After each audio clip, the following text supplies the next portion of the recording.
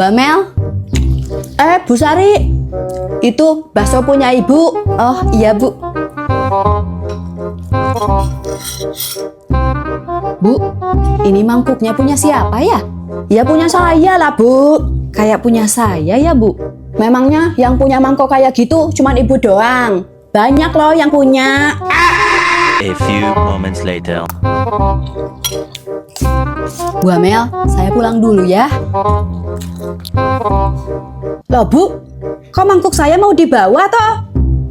Loh, ini kan mangkuk saya bu. Ibu ini ngeyel banget sih.